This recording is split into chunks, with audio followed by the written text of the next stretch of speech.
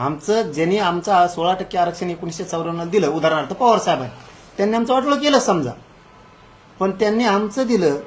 अहो, ज्या पवार साहेबांनी यांना आरक्षण दिलं त्यांचा सदुपकरण ठेवलं येईनी. वडट्टीवार असं म्हणतात ती सत्तेची दादागिरी आहे आणि एकाच समाजाला एवढं कसं द्यायचं. आणि शिवाय त्यांनी असं म्हटलंय, द्यायचंच असेल तर तुमच्या हातामध्ये बंदूक आणि तलवारी द्या आणि छाटून टाका आमच्या सगळ्यांची मुलगी. ती प्रयोग त्यांना करायचा. येवलेवलेचे शब्द आहेत ते परळीच्या टोळीनं घेतलेत आणि आता नवीन एक भिडू भेटलाय त्यांना, वडट्टीवार साहेब यांच्या तोंडून ते फक्त ओढून घेतात. कारण ती तलवारीची, दांड्याची, कोयत्याची, शेरोशायरीतून तलवारीची, आणखीन त्या बंदुकीची भाषा ही त्यांची आहे. त्यांना ते जातीय दंगली घडून आणायच्या ही त्यांचा प्रयोग आहे. आम्ही तसे असतो तर गोरगरिबाला आम्ही आमच्या इतकंच सांभाळतो, जीव लावतो, गोरगरीब ओबीसीला सुद्धा. आणि ओबीसीला आमच्याबद्दल थोडाही धाक नाही, कारण आम्ही उलट्या काळजाच्या नाही आहेत. हे राजकीय स्वार्थासाठी ओबीसी त्यांनी डावावर लावलाय. इतक्या उलट्या काळजाचे ते हे जातीचे नेते, सध्या स्वयंघोषित स्वतःला ओबीसीचे नेते म्हणते ते, त्यांनी स्वतःच ओबीसी संपवण्याचं ठरवलेलं आहे. एक व्हिडिओ व्हायरल झालेला आहे धाराशिव जिल्ह्यातला की ओढ्यात दोघजण वाहून जातात, वाहन जाते, तर त्यावेळेस त्यांना असं म्हणलं जातं की अरे यांना वाचू नका, सोडून द्या. काय वाक्य काहीतरी वंजारायचे आहेत असं काहीतरी शब्द काहीतरी म्हणून कसं जमायचं पक्क माहित पाहिजे. काहीतरी मला प्रश्नच काय. त्याच्यामध्ये असं एक व्हिडिओ व्हायरल होतो आहे सध्या आणि त्याच्यामध्ये असं म्हटलं जात आहे की 2 मोटरसायकलवाले पुरात वाहून जात आहेत आणि त्याच्यावरती गोपीनाथ मुंडेंचा फोटो आहे आणि त्यामुळे बाकीचे जे आहेत ते मरुद्या वंजाराचे आहेत असं म्हटलं गेलं. नाही, काही एकाचं 2 जोडलं असत. इतके भावनाशून्य लोक नाही आहेत, इतके माणुसकी सोडलेले लोक नाही आहेत. त्यांच्याच कुणीतरी जोडलं असेल ते वातावरण दूषित होण्यासाठी, कारण त्यांना तो नाद आहे. जसं की त्यांनी आता त्यांच्याच दसऱ्या सुद्धा दूषित केलं, ते त्यांना सवय आहेत. त्यामुळे ते त्यांचंच कुणी असेल, दुसऱ्यावर ढकली देईल ते. त्यामुळे त्याच्यावर काय उत्तर द्यायची गरज नाही आपल्याला आणि त्या विषयाला महत्त्व द्यायची पण काही गरज नाही. असं असेल तर अहो, बनाव करू शकतो. कुठल्या लेवलला गेलाय हाय प्रश्न उपस्थित होतो. त्यांना कळायला पाहिजे ना कोणत्या लेवलला घेऊन चाललेत. निजामाच्या अवलादी मनाला लावायचं लोकांना. हां, इकडच्या जिल्ह्यातले बीड जिल्ह्यात बोलवायचे, ते जमतं का? हां, निजामाची अवलादी येते म्हणले का नाही? स्टेटमेंट नाही, हे दुसरा विषय गुलामगिरीचा. दुसऱ्या जिल्ह्यातले आणतात, मिशा नाही, फिशा नाही, काही नाही, वेगळेच दिसते ते असले. ते म्हणतात निजामाच्या अवलादी आहेत मराठा. दुसरं म्हणणार तुम्ही गुलामीचं गॅजेट घ्या, म्हणजे गुलाम समजता दुसऱ्याला. तुमची काय भाषा आहे? दुसऱ्या जिल्ह्यातला धरून आणायचा आणि इकडं त्या परळीच्या टोळीनं मिरवायचा. तुम्हाला तुमचं कळाना सुद्धा ज्या मराठ्याने तुम्हाला किती सांभाळलं, किती उंची वाढवली, त्यांच्या विरोधात असले घाण स्टेटमेंट करायचे. यांनीच वाढवलं हे जातीवाद यांनीच वाढवला. सुरुवात यांनी केली. आपण आधी बोललेलो नाही, एक शब्द आपण त्यांना आधी बोललेलो नाही, एक शब्द. ते बोलल्यावर मात्र मी सोडू शकत नाही. जातवाने भाऊ, माझ्या जातीला हिनवत असेल ना कुणी, मी नाही सहन करू शकत. आणि जे तुमचा प्रश्न आहे ना त्याबद्दल, तर मराठ्याकडून किंवा बहुजनाकडून, हिंदूकडून असं होऊच शकत नाही. हे त्यांच्याच गैरसमज पसरण्यासाठी करू शकतात. कारण ते खुन करून केला नाही म्हणतात राव. जिथं अध्यात्म आहे तिथं सुद्धा आसरा दिला जातो राव. काय नवीन पायंडा पाडला यांनी? काय प्रश्न विचारता राव त्यांच्याबद्दल? जिथं माणसाचं मन, बुद्धी शुद्ध केली जाते, त्या अध्यात्माच्या ठिकाणी सुद्धा काय शब्द वापरले जातात उभ्या महाराष्ट्राने बघितलं. आणि यांच्याकडून काय अपेक्षा करणार आहेत आपण? यांना कोण तसं म्हणलंय तेच म्हणतील, तेच दूषित वातावरण करतील, त्यांच्या माणसाला तेच विरोध करतील. दुसऱ्याचं वरबडून खायची सवय लागली. जाऊ द्या, त्या विषयाचं काय. ते असे महत्त्व द्यायची गरज नाही आपल्याला असले विषय भरपूर विषय आहेत शेतकऱ्याचे आहेत इथं मरणाचं संकटात सापडले सगळे हे हाल चालू आहेत मरणाचे शेतकऱ्यांचे सरकार नुसतं सभा घेतंय हारं फुलं लावतंय व्यासपीठाला आले की शायनिंगमध्ये येऊन जातात विमानाने येतात विमानाने जातात शेतकरी इकडं उद्ध्वस्त झालाय आता त्या आपल्या त्या शिल्लोडला ते सरपंच बिचार पोरग बसलंय तिकडं ध्यान द्यायला सरकारला वेळ नाही आमचा तिकडं त्या धाराशिवला अमोल जाधव बसलाय तिकडं ध्यान द्यायला वेळ नाही त्या करमाळ्याची ताई बसली तिथं सरकारला ध्यान द्यायला वेळ नाही परत त्या बार्शीच्या ताई बसल्या आता माय मावल्या तिकडं सरकारला ध्यान द्यायला वेळ नाही हां ते लेकरं मरालेत ना आंदोलन उपोषण करू करू तुम्हाला का रोग आला का तिकडं ध्यान द्यायला थोडा काय म्हणणं आहे त्यांचं ऐकून घ्यायला इतकं मूर्खपणाचं लक्षण सरकारच्या अंगात असलं पाहिजे का पण लोकांनी सुद्धा उगाच विनाकारण शक्ती पण व्हायला घालू नये आत्ता शेतकऱ्याची लढाई मोठी उभा राहणार आहे उगाच उपोषण करा आणि हे करा आत्ता शक्ती व्हायला घालायला नाही पाहिजे एकजुटीनं शेतकऱ्यांना न्याय मिळत उगाच इकडे एक जण बसला आणि तिकडे दुसरा जण बसला आणि तिकडे तिसरा जण बसला हे करण्यापेक्षा सगळ्यांनी थांबलं पाहिजे आणि एक जीवानं एका ताकदीनं लढा शेतकऱ्याला न्याय मिळण्यासाठी लढला पाहिजे कुणीही उगाच शक्ती व्हायला घालू नये अतिवृष्टीग्रस्त शेतकरी जे आहेत त्यांना मदतीसाठी शासनाला राज्य सरकारने कुठलाच प्रपोजल केंद्राला दिलेलं नाही देणार पण नाही मदत मिळेल की नाही दिवाळी घेणार आम्ही आमच्यावर आम्हाला शक्ती आहे ना विश्वास आहे ना आमच्या शक्तीवरती केंद्राची आम्ही मदत शेत- देत नाही तोपर्यंत हे ते देण्याची शक्यता वाटत नाही त्यांनी दिवाळीपर्यंत नाही दिलं की राज्यात बैठक झाली सगळ्या शेतकऱ्यांची पण आधी बैठक झाल्यावरच आपण तारीख डिक्लेअर करणार आहे कारण ती येत नाही ते बघावं लागेल ना त्यातलं आपल्याकडे फक्त एकच गोष्ट आहे इमानदारी प्रामाणिकपणानं लढणार मॅनेज न होणार पण त्यातलं भाव वाढ कसं घ्यायचा कारण ही अंतिम लढा करायचा शेतकऱ्याचा टोकाचा मग शेतकऱ्याचा जर टोकाचा अंतिम लढा करायचा ठरला असेल पुन्हा पुन्हा शेतकऱ्यांनी आयुष्यभर आंदोलन उभ्या नाही करायची एकदाच उभा करायचा आणि त्याचा तुकडाच पाडायचा जसं की मी मराठा आरक्षणाचा तुकडाच पाडला 2च वर्षात तसा तुकडाच जर पाडायचा असेल आणि सुखी समाधानी शेतकरी करायचा असेल तर त्याच्यातले ज्ञानी सुद्धा येणं गरजेचं आहे त्या शेतकरी संघटनेनी जे आयुष्यभर कामं केले ते सुद्धा येणं गरजेचं आहे ते आल्यावर बैठक घेऊ आणि मग पुढची आंदोलनाची तारीख आपण डिक्लेअर करू त्यांनाही आपण बोलवणार आहे दिवाळी झाल्याच्या नंतर एक ठिकाण ठरवू त्या मैदानावरती महाराष्ट्रात जेवढ्या शेतकऱ्याच्या संघटना आहेत जेवढे अभ्यासक आहेत त्यांचे ज्यांना माहिती आहे हमी भाव कसा द्यायचा कर्जमुक्ती कशी घ्यायची पीक विम्याचे पैसे कसे घ्यायचे नुकसान भरपाई कशी घ्यायची मालाला भाव भाजीपाल्याला भाव दुधाला भाव फळबागाला भाव कसे घ्यायचे ह्या सगळ्या गोष्टीवरती ज्यावेळी चर्चा होईल शेतीला नोकरीचा दर्जा कसा घ्यायचा आपण हे सगळ्या गोष्टी ज्यावेळेस चर्चा होतील त्यावेळी तारीख डिक्लेअर होईल पण अंतिम टोकाचा लढा असणार असा पुन्हा लढा देशानं बघितला नसेल शेतकऱ्याचा इतका निर्णायक लढा आणि यशस्वी पण पुण्यामध्ये धनगर समाजाचं राज्यस्तरीय अधिवेशन सुरू आहे त्या अधिवेशनामध्ये प्रकाश आंबेडकर असं म्हणाले की धनगर समाजानं आता ओबीसी समाजाचं नेतृत्व करावं कोणाचं नेतृत्व करावं ओबीसीचं धनगर समाजाने करावं नेतृत्व असं प्रकाश आंबेडकर म्हणतात धनगर समाजाकडे नेतृत्व दिलं पाहिजे ना कारण इकडे दुसरे स्वतःलाच हुशार समजित येत ना जास्त धनगराला इकडं समजित येत ना ते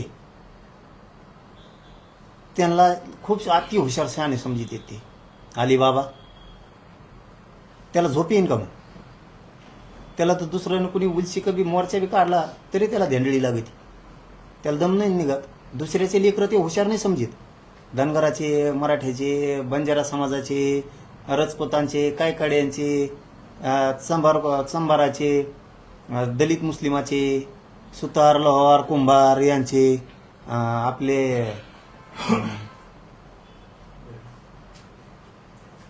आणखीन बऱ्याचशा 300-350 जाती आहेत त्याच्या कहार समाज आहेच ना हे लोक हुशार नाहीत का तुम्ही हुशार आहेत का ही सवय असते लागलेली खोड असते ती काय मिळवतं मलाच दुसऱ्याला नको या उद्देशाचं आहे आणि त्यांनी ना कोणाचं ऐकून ओबीसीचं नेतृत्व करण्यापेक्षा आणि त्या नादात पाडण्यापेक्षा धनगर बांधवांना आपल्या जातीला आरक्षण एसटीतून कसं मिळणं यासाठी ताकद लावावं. लोक बरेवर घालते ना हरभऱ्या झाडावर चढीते. ओबीसीचे नेते व्हा नामक्याचं व्हा तामक्याचं व्हा. ओबीसीचा नेता नको कोणाचाच नको. आपल्या जातीची आपण लढाई लढावी आणि त्या गोरगरीब धनगराच्या लेकराला आरक्षण मिळून द्यावं यासाठी ताकद खर्च करावं. नेता बनण्यासाठी किंवा श्रेयवादाच्या लढाईसाठी धनगरांनी आपली ताकद वायाला घालू नये. आणि विशेष करून परळीच्या टोळीचं ऐकून मराठीच्या विरोधात तर धनगरांनी अजिबात त्यांची ताकद वायाला घालू नये. सध्या छगन भुजबळ तुमच्यावर काहीच बोलत नाही. त्याऐवजी आता वडीलकीवर आलेले आहेत.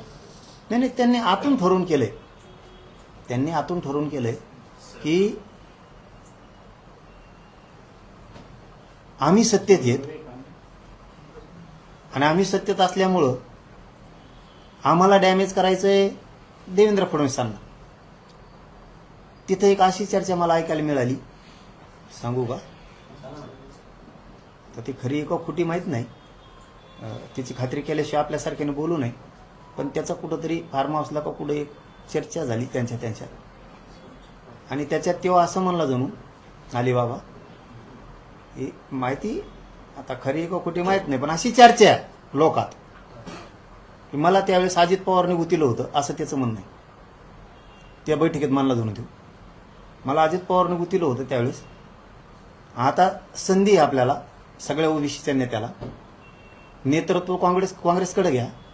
आम्ही सगळे मागे उभा राहतो आणि अजित पवारला डॅमेज करू म्हणजे माझा बदला पाहायला भरून निघन. आणि फडणवीसची सुद्धा तुंबडी बंद होईल. तुंबडी या शब्दाचा अर्थ मला नाही कळाला. त्याची सुद्धा बंद होईल. पण आपला घाव ओबीसीचा कळून देऊ नका अशा स्वरूपाचा आपण चालाव. मी मुंड्याला सुद्धा याच्यात उठवलंय असं त्यांच्या तिथं काहीतरी खाजगी चर्चा झाली आणि ही लोकात चर्चा आहे. काल नाशिकचे काही लोक आले होते ते सांगत होते. भुजबळ आणि वडेट्टीवारांची अशी युती झाली. हा आतून सगळे एक झाले म्हणे ते. आपण पाठपुरावा सगळ्यांनी करायचा कळू द्यायचं नाही. म्हणजे माझाही पूर्वीचा बदला नाराजीचा निघल. एक तीर में दोन निशाण. आणि फडणवीस हा आपल्या ओबीसीसाठी जड आहे. मग जर आपण आतून एक झालो तर आपली ओबीसीची सत्ता येऊ शकते. पण हे बाहेर कळू देऊ नका. मग आता ही खरी किंवा खोटी चर्चा माहीत नाही पण जर तपासाला लागले तर ती खरी निघू शकते. कारण तितक्या आतल्या गाठीचा तो हाई अलिबाबा. कारण ज्या शरद पवार साहेबांनी त्याला मोठं केलं तो पक्ष मोडला त्यांनी. ज्या शरद पवार साहेबांनी त्याच्या म्हणण्यावरती मराठ्यांचं आरक्षण त्यांना दिलं त्यांचा सुद्धा आमचं तर जाऊ द्या हो आम्ही आमचं तर मिळूच. पण ज्या माणसानं दिलं शरद पवार साहेबांनी त्यांचा तर उपकार त्यांनी ठेवायला पाहिजे होता. त्यांचा नाही ठेवला.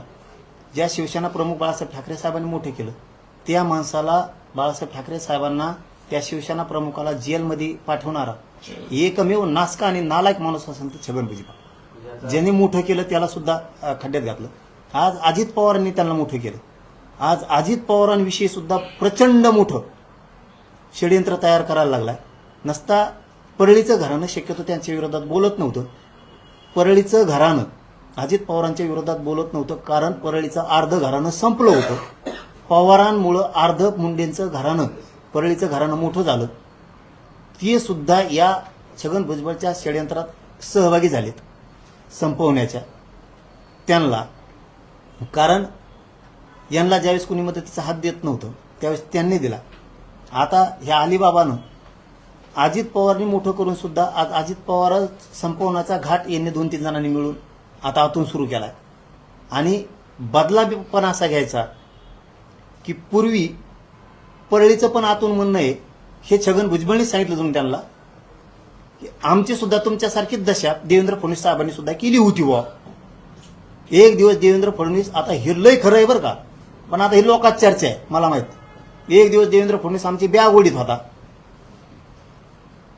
त्या फडणवीसच्या हाताखाली आता आम्हाला आमची ही दशा.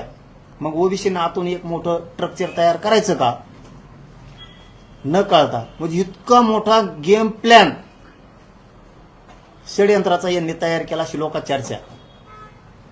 पण यांना माहीतच नाही. तू आत्तापर्यंत छगन भुजबळ शरद पवार साहेबाच्या डोक्यात दगड घातला झोपीत. तू शिवसेना प्रमुखांच्या डोक्यात दगड घातला झोपीत. तू अजितदादाच्या डोक्यात घातला. आता फडणवीस साहेबाच्या घालणार. पण ते देवेंद्र फडणवीस हा त्यो इतकी लांब गांडीत खोटा घालीन ना, हा तर खोटाच उपसायचा नाही थोडा. हा फारच विश्वास आहे फडणवीसांवर. आणखीन थोडं दिवसांनी सांगा ना अनुभव काय. हा मी बद्दल सांगितलं बघ, मी फक्त बद्दल सांगितलं, आत्मविश्वास नाही सांगितला. कारण मी कुठे ठोकणाऱ्याचे उपटेणार आहे. पण जो माणसावर माया केली किंवा ज्या माणसावरती आपण राजकीय अस्तित्व संपलेलं निर्माण त्याला पुन्हा करून दिलं, म्हणजेच भुजबळचं फडणवीसांनी अस्तित्व उभा करून दिलं आणि ज्यांनी आपलं अस्तित्वच उभा केलं, अस्तित्व उभा करणाऱ्याला जर संपवण्याचा घाट घातला तर मागचे थोडे अनुभव आहेत फडणवीस त्याचं काय करतो. म्हणून सांगितलं की फडणवीस इतकी लांबी घाली की हे सगळेजण 150 जण एकत्र जरी आली तरी ती उपसायची नाही. पण याच्यातून ही मीडियाची बाईट समजू नये, याच्यातून आमच्या शिंदे साहेबांनी सावध व्हावं, याच्यातून अजितदादांनी सावध व्हावं आणि विशेष करून फडणवीस साहेबांनी खरंच सावध व्हावं की नुसती मीडियाची बाईट समजू नये. हे आत्मघातकी आहेत, हे डाव रचू शकतेत. बरं, भुजबळांना भीती वाटतेय का की आता हे नेते आम्हाला संपवतील, त्यामुळे भुजबळ शांतच आहेत असं वाटतंय का तुम्हाला? शांत नाही देऊ. तो कसा आहे, जत्रातला इस्तूय देऊ, जत्रातला इस्तूय देऊ, हळूच पळू देऊ आणि सगळ्या जातीला पळतो. याच्या अगोदरची एक तुम्ही 6 महिने मागे जाऊन बघा, परळीच्या घराण्याविषयी त्याचं काय मत होतं, किती वाईट होतं. आज त्याचं धनगरांच्या नेत्याविषयी किती वाईट मत आहे बघा तुम्ही. आज त्याचं बंजारा समाजाविषयी किती वाईट मत आहे बघा तुम्ही. धनगरांना एसटीतून आरक्षण देण्याबद्दल एक शब्द काढत नाही तो, हे सत्य आहे. कारण ते ना कळून देत नाही पळालेलं आणि इस्तू मात्र त्योच टाकतो.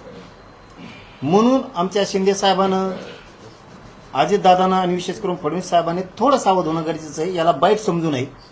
हा माणूस थांबवणं खूप गरजेचं आहे.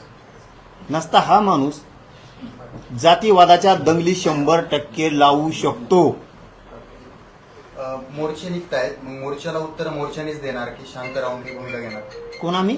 हा ओबीसी समाजाचे बरेचसे मोर्चे निघतायत, काँग्रेसही इकडे आक्रमक झालं आहे, तर मोर्चाला मोर्चाने उत्तर देणार का? नाही नाही नाही, आम्ही काही नाही देणार आता उत्तर फेतर.